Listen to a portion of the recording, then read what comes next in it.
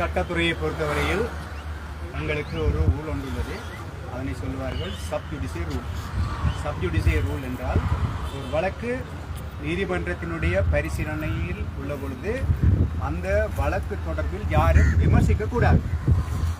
அந்த வழக்கு நடவடிக்கைகளை விமர்சிக்கக்கூடாது, சாட்சி நீதிமன்றத்தில் சொன்ன சாட்சியத்தை விமர்சிக்கக்கூடாது, எதிரியை விமர்சிக்கக்கூடாது, எதிரியினுடைய சட்டத்தரணியை விமர்சிக்கக்கூடாது, நீதிமன்றத்தை விமர்சிக்கக்கூடாது, இவ்வாறு அல்லது முறைப்பாட்டாளர் சார்பில் தோன்றுகின்ற சட்டத்தரணிகளை விமர்சிக்கக்கூடாது. ஆகையால் இப்பொழுது சமூக ஊடகங்களில் பலர் இந்த சப்ஜுடிஷியல் ரூலை மறந்துவிட்டு தங்களுடைய விருப்பத்துக்கு ஏற்ற போல பலவிதமான விமர்சனங்களை முன்வைக்கிறார்கள். ஆகையால் அதனை அனைவரும் நிறுத்த வேண்டும்.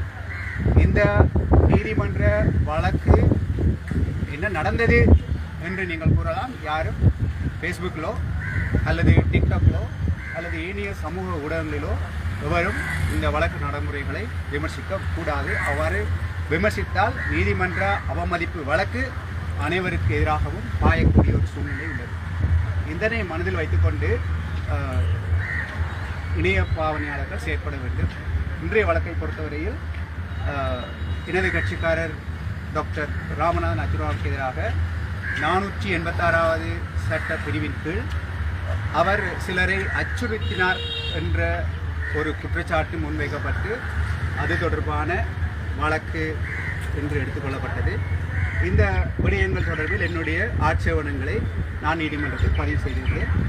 அதே போல் எனது கட்சிக்காரரும் ஒரு முறைப்பாடு ஒன்றை செய்திருந்தார்.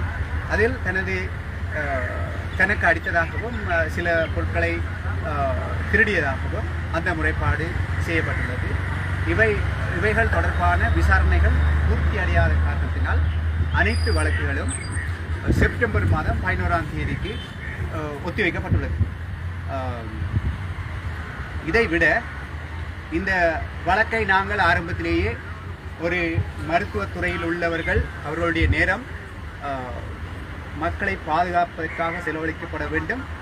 வீணாக நீதிமன்றத்தில் செலவழிப்பதை விட, நீதிமன்றமும் முக்கியம்தான், நீதிமன்றத்தில் செலவழிப்பதை விட அவர்களுடைய நேரம் மக்களை பாதுகாப்பதில் செலவிடப்பட வேண்டும் என்ற காரணத்தினால் ஆரம்பத்திலேயே நான் இந்த வழக்கை இணக்கத்துக்கு ஒரு இணக்க சபைக்கு அனுப்பி சட்டப்பிரகாரம் இணக்கத்துக்கு கொண்டு வருமாறு நான் மன்றில் முன்வைத்த கோரிக்கையை அவர்கள் எதிர்த்தரப்பில் இருந்தவர்கள் ஏற்றுக்கொள்ளாத காரணத்தினால் இந்த வழக்கு இன்னும் வீரியம் பெறுவதற்கான வாய்ப்புகளும் மேலதிகமான சட்ட நடவடிக்கைகள் எடுப்பதற்கான அறிவுறுத்தல்களும் எனக்கு கிடைக்கப்பட்டுள்ளது.